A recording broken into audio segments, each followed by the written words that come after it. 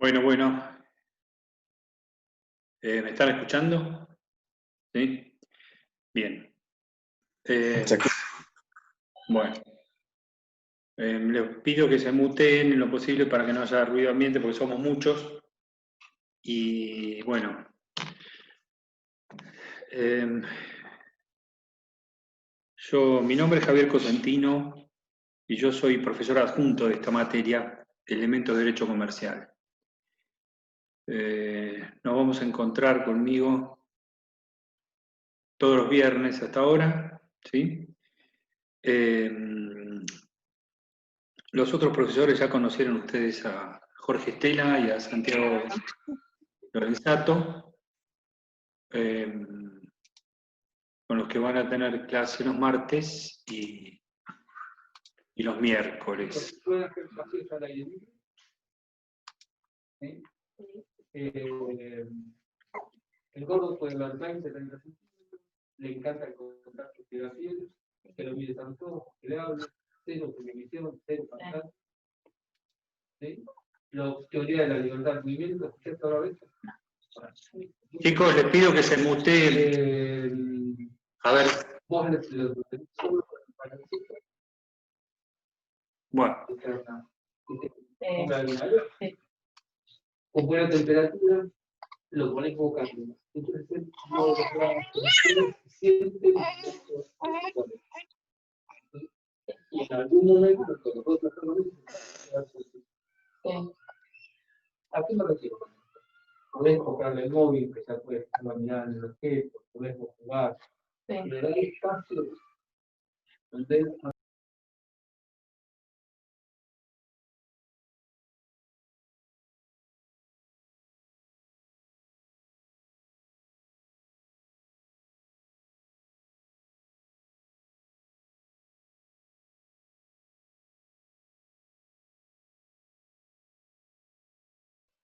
¿Ahora me escuchan? ¿Sí? Bueno. Sí, es imposible, se escuchaba recién una conversación y había algún bebé gritando, algún chico gritando. A ver si podemos ahora. Bueno, algunas cuestiones administrativas. Como les decía, nos vamos a encontrar los viernes conmigo, martes y miércoles con Jorge y con Santiago. Ustedes tienen que ver un cronograma que subimos al campus. Ahí tienen todos el temario que se va a tocar en cada clase y una suerte de tarea que nosotros les damos durante la cursada presencial que se llama una guía de trabajos prácticos, ¿sí? Son trabajos prácticos sencillos y que en general los vamos a desarrollar durante la clase, o sea que tampoco es tan exigente en ese sentido. Lo que sí, las clases, si bien son virtuales, son presenciales, o sea que hay que cumplir con las normas que tiene la facultad respecto de la presencialidad y demás. Entonces ustedes para que nosotros, el presentismo, ¿no? Ustedes para que nosotros constatemos ese presentismo tienen que ponerse presente en el chat. Después, en cuanto a la bibliografía, pueden usar el libro que ustedes encuentren, el que les resulte más fácil de conseguir. La cátedra tiene uno, que es el de Pisani, pero bueno, por ahí tienen también el de Vítolo, el de la cátedra de Javier Dubois, el de la cátedra de Gebhardt. El de Vítolo es uno de los más baratos porque es de editorial de universidad, son especialmente para estudiantes. Así que consigan en ese sentido está bien. Tenemos 2 exámenes parciales con sus respectivos recuperatorios y demás normas reglamentarias que nosotros observamos a rajatabla. Es decir, te damos 5 días de que te damos la nota hasta que te tomamos el recuperatorio, 5 y 6 es 6, promocionado, ¿no es cierto? Todas esas cositas que nos impone como reglamento de la facultad. No hay mucho misterio, simplemente hay que estudiar los temas que vamos a ver en clase. El cronograma es bastante más ambicioso de esos temas, ¿sí? Entonces ustedes agarren y van a ver que tienen mucho más temas. pero con los temas que vamos a desarrollar en clase son los temas acerca de los cuales vamos a consultarlos a ustedes en un eventual examen. Esperen un segundo que se me liberó el agua.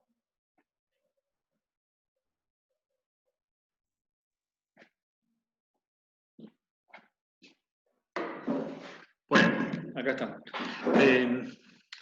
¿Sí? Después, bueno, no mucho más que eso.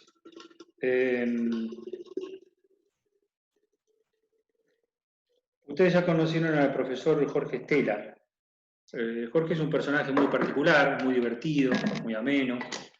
El tipo quiere mucho a sus alumnos, ¿sí? Cuando terminan el curso se van todos de joda a tomar cerveza por ahí por la Recoleta. Trabaja en el área legal de un banco, entonces les va a hablar mucho del tema bancario, aburridísimo. Y después está Santiago Lorenzato, que también se dedica a la actividad privada como abogado, y dos chicos más, abogados flamantes, Camila y Guido, que también colaboran con nosotros y que están en una de las escalas de jerarquías del personal administrativo de la facultad, como ayudantes o una cosa así. Bueno, yo soy abogado, mi profesión de abogado la desempeño en la magistratura, ¿sí? En un juzgado comercial en la ciudad de Buenos Aires. Los otros chicos se desempeñan en el sector privado, son el sector público, y eso hace, digamos, a los efectos pedagógicos, es bastante conveniente, ¿sí? Vemos las cosas desde distintos puntos de vista. Bueno, Jorge ya les habrá dicho que nosotros grabamos las clases y las subimos a un canal de YouTube, o a veces yo se las mando por un drive con el mail institucional de la facultad. Nos comunicamos por mail. Yo creo que ya les dije que cuando quieren mandar un mail a mí no lo hagan por el campus porque no lo puedo responder, sino que lo hacen de cuenta a cuenta, ¿sí? Yo respondo todos los mails que me llegan con preguntas que sean más o menos razonables, preguntas o cosas que quieran ustedes informarme, decirme, ¿sí? Porque, bueno, el curso pasado hubo uno que me mandó un mail que me dijo, mire, yo no pude estar, ¿me hace un resumen de la clase? No. O sea, con cosas que sean más o menos razonables, las respondemos enseguida, ¿sí? Bien, vamos a nuestra materia. Hoy la clase no va a ser muy larga. Tengo una conexión bastante inestable. Como verán, estoy bastante abrigado, digamos, me estoy cagando de frío porque estoy en el campo. Son las cosas lindas que pasan porque en mi casa, en Buenos Aires, la empresa que me proporciona la banda ancha, me la cortó. Entonces me vine corriendo para acá, porque acá tengo la internet, pero acá anda bastante como el culo, así que bueno, intentaremos ponerle toda la garra, a ver qué pasa, ¿sí? Bueno, miren, esta materia no es la materia más aburrida de la facultad, porque, por ejemplo, tenés otras materias como... No, bueno, sí, esta materia es la más aburrida de toda la carrera, no hay nada que hacer. Es una materia, soy administrativo, me dice Mariana, es muy aburrida, sí, es un plomazo, tenés razón, yo la probé con un 4 y de pedo, de re pedo. Pero creo que esta materia es bastante, no solo es aburrida, sino que además es una materia bastante inútil. ¿Por qué? Porque fíjense, ¿no? Ustedes agarran el cronograma y ven que tiene un montón de contratos. Tenemos que estudiar un montón de contratos. Que después muy probablemente la ven en la materia de contratos, que es anual. Tenemos que estudiar algunas cosas de consumidor que las van a estudiar en todos lados. Tenemos que estudiar concursos y quiebras, que ahora es obligatoria, hace unos años no lo era. Tenemos que estudiar sociedades, ¿sí? Que también es obligatoria. La mayoría de los que hacen con nosotros elementos piensan que pueden robar sociedades como roban elementos y no es lo mismo, guarda. ¿Sí? Entonces, tenés un popurrí de cosas que además están mal ubicadas, ¿viste? Porque te obligan a estudiar contratos y sociedades y concursos, que es complicada, en un momento en el que estás muy cercano a haber empezado la carrera, todavía no hiciste esa materia, ¿sí? Después tenés también títulos, que títulos es una materia que es obligatoria nada más que para los que hacen económico empresarial. Y nosotros la vemos en 2 o 3 clases, una materia árida, complicada. Bien. Yo creo que tendría que haber sido una materia de 1 o 2 meses de puntos, ¿sí? Para la parte general y puntos. Pero bueno, ahí está, nos impone la facultad y encima 3 veces por semana, o sea que es un horror total. Pero bueno, vamos a intentar ponerle las pilas a esto, y si hay algo que es más aburrido todavía que la materia, es la historia del derecho comercial. Pero bueno, nosotros somos todos gente muy práctica. Entonces, por ejemplo, historia, que estoy obligado a hacer una mención hoy en esta clase, no se lo vamos a tomar. Así que ahora, si quieren, pónganse las camaritas en negro y tírense a dormir. Pero bueno, yo estoy obligado a comentarles y a decirles a ustedes alguna cuestión sobre historia. Y lo que sí te sirve es para ver dónde estamos parados hoy, ¿sí? En nuestro derecho mercantil, si se quiere. Nuestro derecho de tradición latina, romana y francesa. Había hasta hace poco una materia en la facultad que era Derecho Romano, no sé si sigue estando. Vieron que recién en la década del 90, 1995, se introducen en el CPO, me dice, mirá, no sabía, se introducen institutos de derecho anglosajón que antes estaban hasta prohibidos en nuestro derecho, ¿sí? Y bueno, nosotros tomamos como referencia el derecho romano, y en la antigua Roma los tipos vieron que se la pasaban guerreando unos con otros y demás. Entonces, pero ahí no había un derecho comercial diferenciado del derecho civil. Mejor dicho, ni siquiera había derecho comercial. No había derecho comercial porque el señor romano, el civil romano, no comerciaba. Esta es la materia de derecho latinoamericano. No sé, me están haciendo alguna pregunta rara. ¿Esta o esta? Está la materia de derecho latinoamericano en el CBC. Bueno, bien hecho. La verdad que no tengo ni idea. No sabía, va. Yo hice la carrera con este plan que tienen ustedes también. Bueno, Camila nos está siguiendo desde Tel Aviv, presente. Bueno, bien hecho. Bueno, entonces ahí vamos, ¿no? Entonces los romanos no distinguían derecho civil de comercial porque no tenían ni derecho comercial. Ellos no comerciaban, mandaban el esclavo que fuera a los mercados, esos que vemos nosotros en las películas, a que tratara de comerciar lo mejor posible. ¿Qué pasaba en situaciones, por ejemplo, de insolvencia? ¿Sí? Cuando había incumplimiento de las obligaciones. Bueno, los tipos no se andaban con demasiadas vueltas, ¿sí? Tenían un par de normas que permitían al acreedor, cuando su deudor era insolvente y no podía cumplir con su obligación, el acreedor podía tomarlo como esclavo, podía repartirse sus bienes, e incluso había alguna disposición con esos nombres latinos, bonorum possessio y bonorum familiar, y una cosa así, que permitían hasta repartirse el cuerpo, ¿no?, del insolvente cuando no podía pagar su deuda.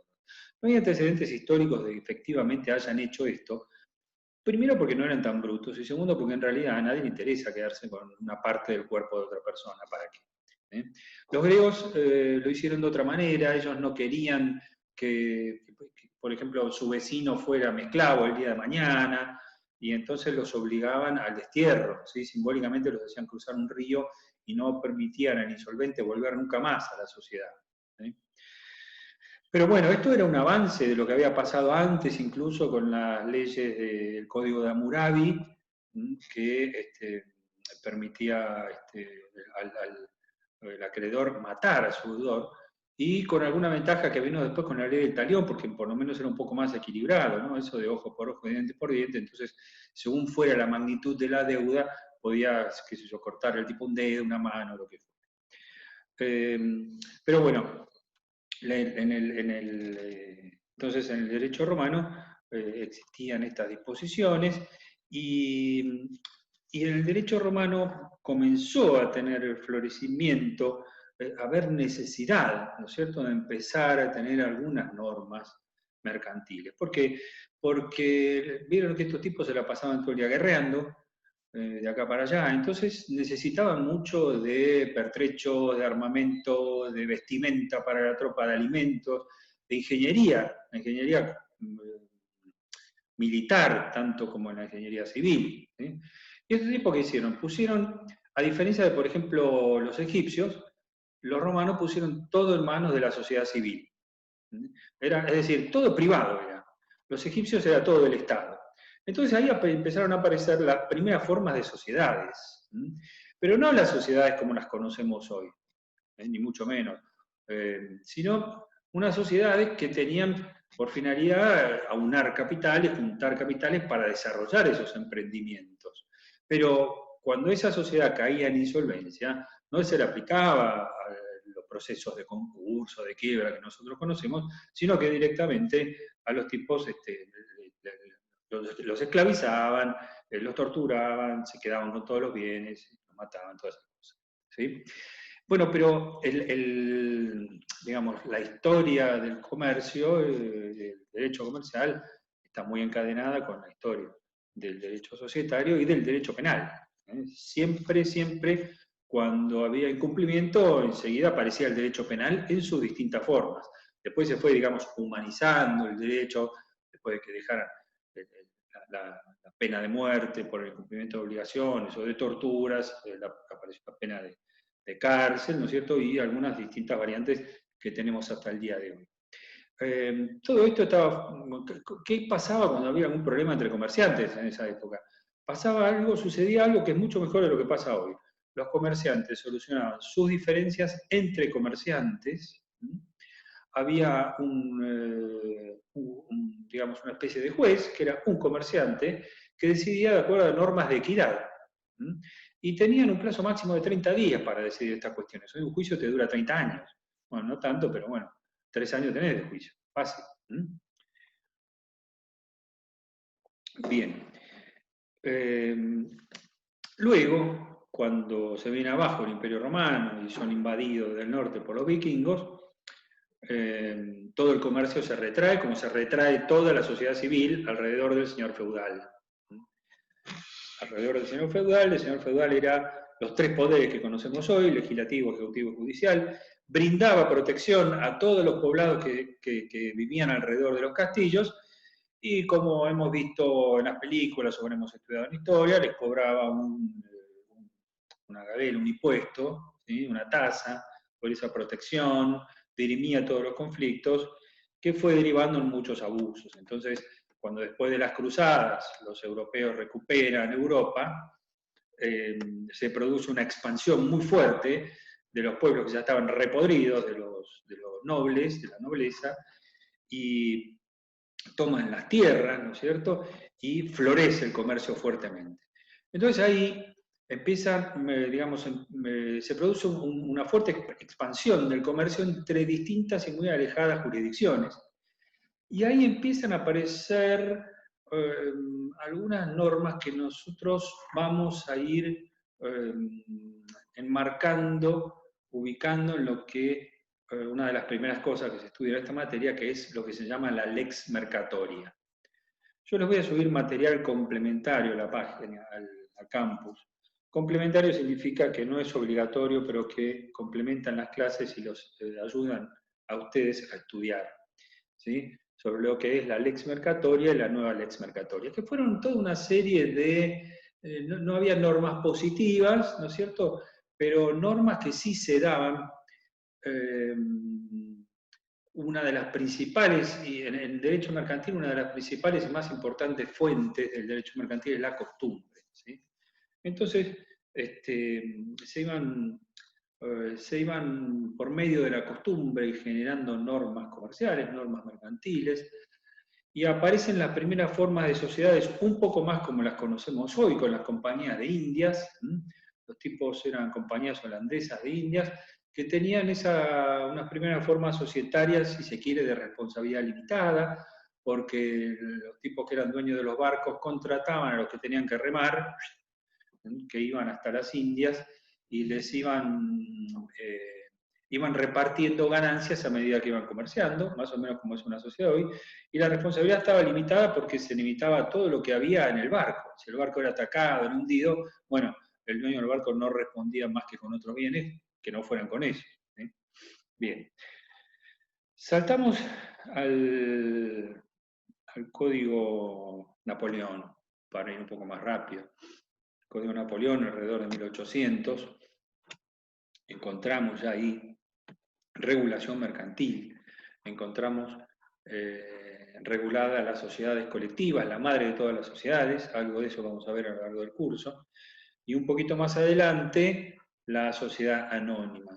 La sociedad anónima, que era ya una sociedad con cierta responsabilidad limitada, pero en una sociedad por lo menos para 10 socios, para grandes emprendimientos, con la particularidad de que el rey participaba en todas las sociedades porque él les daba autorización para funcionar, no como ahora que vas a inscribirse y chau, sino que necesitabas una patente para funcionar una sociedad anónima, y el rey participaba en todas las sociedades como socio, pero como un socio muy particular, porque participaba solo de las ganancias, pero no de las pérdidas. Así es genial participar en una sociedad. Bueno, todas estas cosas formaron parte de una cadena importante de abusos que ya sabemos cómo terminaron los tipos, ¿no? Los reyes todos guillotinados y otra cosa. Pero sí es importante decir que a partir de la Revolución Francesa, ustedes habrán estudiado, supongo yo, la Revolución Francesa en la secundaria y se acuerdan de esos principios: libertad, igualdad y fraternidad, ¿no?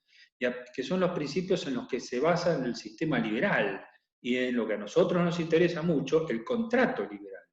¿Por qué? Porque se consideraba que el hombre era lo suficientemente libre y fuerte como para sentarse frente a otro hombre, frente a otra persona, digamos así, y negociar sus derechos en un amplio marco de libertad. Entonces esa es la noción del contrato liberal, que causó mucho daño. ¿Sí? Causó mucho daño porque de esa noción creció la idea de que los contratos son para cumplirse, lo cual está perfecto, ¿no es cierto? Los contratos son para cumplirse, pero son para cumplirse a rajatabla, es decir, no admiten que el juez intervenga en el contrato. Y en nuestro país, hasta el año 68, que se reforma el Código Civil, no existió una norma que dijera, bueno, cuando las prestaciones se desequilibran por alguna cuestión, entonces debe renegociarse el contrato, ¿no es cierto? Bueno, ya vamos a llegar ahí. Pero bueno, ahí nace esa noción de contrato liberal, de contrato paritario.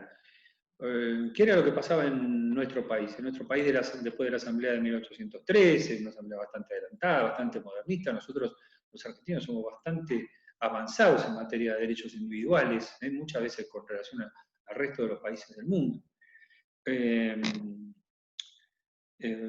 Y después de la independencia y después de todas las guerras internas que tuvimos civiles, aparece el Código de Comercio, antes que el Código Civil todavía, unos años antes que el Código Civil. Y también está redactado por Pérez Arfiel, ¿sí? Y por un ayudante que tenía, que en realidad fue el que más intervino. Pérez Arfiel tuvo una intervención secundaria en el Código de Comercio, Elpidio González se llamaba, que es anterior al Código Civil incluso, ¿sí? Y que rigió nuestro derecho mercantil hasta hace 5 años, hasta el año 2015.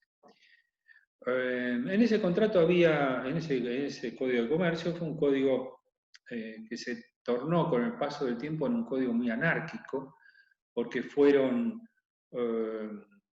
derogándose algunos de sus articulados, algunas disposiciones, y se insertaron leyes enteras, ¿cierto? Era un código que tenía una serie de artículos, una ley, más artículos, otra ley, la ley de concurso, la ley de quiebra, normas sobre títulos, la ley de seguros, la ley de patentes, la ley de navegación, el código aeronáutico. Todo eso se insertó en el Código de Comercio, la ley de sociedades. Bien. Y nos tuvo con este código hasta el año 2015. Pero antes, ¿qué había pasado? Bueno, ¿cómo llegamos al lugar en el que estamos hoy en el derecho comercial en nuestra sociedad? Luego de la Segunda Guerra Mundial, ubiquémonos, en Estados Unidos, no, en todos los países que habían intervenido en el conflicto, básicamente, tuvieron que modificar la mira de sus industrias, porque todas sus industrias estaban orientadas a la guerra. Entonces, una vez finalizada la guerra, tuvieron que volver a reconvertirse hacia su propia sociedad civil, el ofrecimiento de bienes a su propia sociedad, a su propia población. Y el que estuvo en mejores condiciones y las aprovechó fue Estados Unidos. ¿Por qué? Porque el resto de los países fuertes de Europa estaban destruidos. Había que reconstruir primero el país. Estados Unidos fue el que sufrió menos en este sentido. En Estados Unidos empiezan a aparecer entonces, luego de la guerra, en la década de 50, 60, los grandes tomadores de fondos públicos, a eso me refiero. Las aseguradoras, las AFJP, los bancos, y que tomaban los ahorros del público, de sus clientes, y necesitaban invertirlos en algo. Entonces ahí empiezan a aparecer diversos mecanismos, como por ejemplo la securitización, que es, nosotros decimos en nuestro idioma, la titulización, que implica el libramiento y venta y canje, intercambio de títulos respaldados por activos alrededor de todo el mundo, y empieza a desarrollarse en un estado muy embrionario eso que conocemos hoy como globalización. ¿Qué es la globalización? Bueno, hay un tipo, un premio Nobel que se llama Stiglitz, que un poco ingenuamente dijo, bueno, la globalización es la caída de las fronteras para dar libre traspaso entre países de bienes y servicios y personas. Eso teóricamente es la globalización. ¿Por qué teóricamente? Porque es cierto que existe un libre comercio, existe un libre traspaso de bienes y servicios entre las naciones de todo el mundo, pero no es cierto que exista un libre traspaso de personas, ¿sí?, entre las naciones de todo el mundo, porque nosotros, si queremos ir al norte, tenemos, hacia el hemisferio norte, tenemos restricciones que los que están en el hemisferio norte no tienen si quieren venir al sur, y ni hablar de los países que están ubicados digamos, por debajo de Europa, ¿no? Nosotros vemos en África y en Asia, vemos cuando los inmigrantes escapan de sus propios países y se ahogan en el océano, el Mediterráneo, o son repelidos a balazos, directamente no pueden entrar. Bien. En realidad la globalización es el derecho de los más fuertes por sobre los más débiles, ¿no? Pero bueno, dejémoslo. Bueno, pero esto de la globalización, que viene de la mano de la expansión y explosión absoluta de la tecnología, nos trae una nueva lex mercatoria, porque empiezan a modificarse todas las formas de comerciar. Empiezan a aparecer los comercios, los contratos electrónicos entre países. Ya la Convención Internacional de Viena en materia de compraventa de mercaderías va quedando obsoleta, ¿sí?, a poco tiempo de sancionada. Haremos alguna mención más adelante de esto. Entonces son las nuevas formas de comerciar entre distintas jurisdicciones, la aparición de organismos internacionales, algunos de los cuales hemos escuchado nombrar, el CIADI, UNCITRAL, que es un organismo internacional que se dedica a sacar normas de comercio internacional, el CIADI, que es un tribunal internacional también, ¿no es cierto? Y todo eso va formando la nueva lex mercatoria. ¿Qué pasa en nuestro país? En nuestro país la globalización llega de algún modo en la década del 90, ¿sí? Luego de que cae el gobierno militar, que estuvo entre el 76 y el 82, asume un gobierno radical, pero a final de la década del 80, cuando triunfa el gobierno de Carlos Menem, cuando triunfa Carlos Menem en las elecciones, cambia en un 100% el paradigma de la idea del Estado que veníamos teniendo hasta ese momento, ¿no? Un Estado más bien grande, pero ineficiente, ¿sí? Entonces, la década neoliberal del año 90, una década yo me permito decir que fue una década infame para mí, desde mi punto de vista, pero bueno, se cambió totalmente, ¿sí?, la economía, cambió totalmente el sistema que nosotros teníamos acá en un montón de cuestiones. Por ejemplo, en una cosa que fue muy importante, se privatizaron todas las empresas públicas. De todos los servicios públicos se privatizaron. Se modernizó y se hizo más chico el Estado. Se fue desprendiendo el Estado. Con ideas de neto corte liberal. Y entonces ahí empiezan a aparecer, empiezan a acompañar a este movimiento la modificación de la legislación que veníamos teniendo hasta ese momento. ¿Qué había pasado? A partir del desarrollo de ese contrato liberal, paritario, se habían empezado a ocasionar un montón de abusos, ¿no es cierto? ¿Por qué? Porque vos contratás con la mejor fe, como debe ser un contrato, la buena fe, que la van a estudiar en contratos un montón, pero después, en virtud de las recurrentes crisis económicas que tenemos en nuestro país, se van desequilibrando las prestaciones, ¿sí? Entonces los jueces tenían esa mentalidad conservadora, década del 50, 60, 70 y 80, en el que el juez no debía intervenir en el contrato, no debía meterse en el contrato. El contrato era la ley para las partes y debía ser cumplido. En el año 68, como le dije recién, hay una reforma que dice, bueno, el contrato puede reverse cuando hay un desequilibrio notorio de las prestaciones, pero también con un criterio muy restrictivo.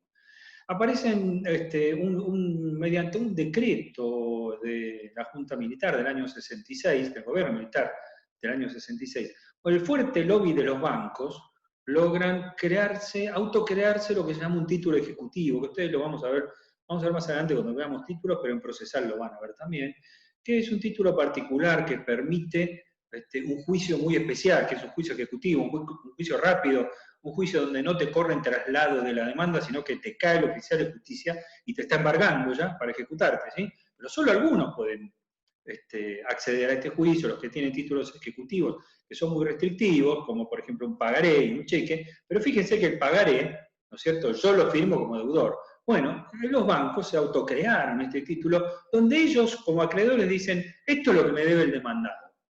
Mi deudor me debe esta plata. ¿Y por qué? Nadie sabe por qué, pero me debe esta plata. Por eso fue, durante 20, 30 años, por ejemplo, en la década del 90, los bancos les robaron a sus clientes 100 millones de dólares en cargos mal cobrados, entre comillas. Esos cargos que te ponen en el resumen de cuenta, que te ponen cargo por mantenimiento de no sé qué, mantenimiento de cajero, qué sé yo, 5 pesos. Y que vos vas al banco, por ejemplo, y decís, che, ¿qué es este cargo? No, es el cargo por tal cosa. No, bueno, pero y es así. Y si no te gusta, andate a otro banco. Bueno, todo eso cambió bastante, y entonces empezaron a aparecer, digamos, se estaba formando una burbuja bastante importante en un montón de situaciones, y ustedes saben que en nuestro sistema que estamos ahora, de capitalista, liberal, hay ciertas patas que sostienen el sistema que son necesarias, patas legales, ¿no? Me refiero. La ley de quiebras, la ley de sociedades, las leyes laborales. Marx decía que no debía haber ninguna ley laboral, ninguna. ¿Por qué? Porque el empresario, si no tenía leyes laborales, iba a explotar tanto al trabajador que el trabajador solo iba a hacer la revolución. Y otras normas muy importantes, una muy importante, mucho más que lo que estamos viendo, que es la Ley de Defensa del Consumidor, que todos tenemos que conocer porque vamos a ser abogados, pero además porque somos consumidores, ¿sí? Bueno, entonces a mitad de la década del 90 empieza a cambiar todo esto, ¿no? Y se deroga la ley de concursos que teníamos hasta ese momento y se sanciona una ley nueva con un paradigma muy diferente. Hasta ese momento la ley de concursos era muy protectoria de los derechos del acreedor, ahora pasa a ser muy protectoria del empresariado, ¿sí? Aparecen unos contratos de derecho anglosajón que estaban hasta prohibidos en nuestro derecho, el contrato de fideicomiso y el de leasing, que vamos a estudiar más adelante, originarios del derecho anglosajón. Aparece la ley de obligaciones negociables, las principales empresas privatizadas emitieron títulos que se llaman obligaciones negociables en dólares.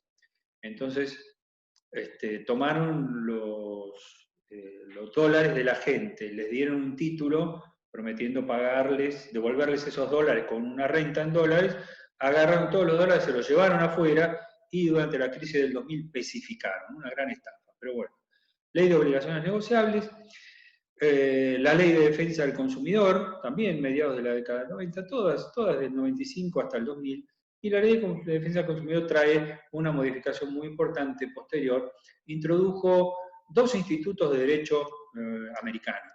Uno de ellos, el que se llama daño punitivo. Este por ahí es interesante, en la compañía automotor Ford, en el año 72, ¿no es cierto?, habían sacado un modelo de un automotor, de un Ford, que en determinadas condiciones, cuando apretabas el freno, en algunos autos explotaba ese modelo. Explotaba el auto, y a la mierda todo el mundo. Entonces los tipos hicieron una evaluación de costos, de que era más económico pelear las indemnizaciones que pudiera haber, ¿sí?, con el equipo de mejores abogados del mundo, que sacar todos los autos del mercado. ¿Ah? Entonces, ¿hasta qué es lo que pasó? Llega una demanda y entonces el tipo que había muerto, ¿no?, por una situación de estas, y entonces el juez concede la indemnización, pero además le impone una multa de más de 100 millones de dólares precisamente por esta situación, ¿no es cierto? Tipos vieron la ventaja, prefirieron la ventaja económica a la salud de la gente. Entonces ahí ya existían antes antecedentes de Inglaterra, pero este fue muy emblemático, lo que se llamó el daño punitivo, entonces una sanción civil que se introdujo en la Ley de Defensa del Consumidor. Nos volvemos a conectar porque tengo menos de un minuto. Nos conectamos 20 minutos más y terminamos.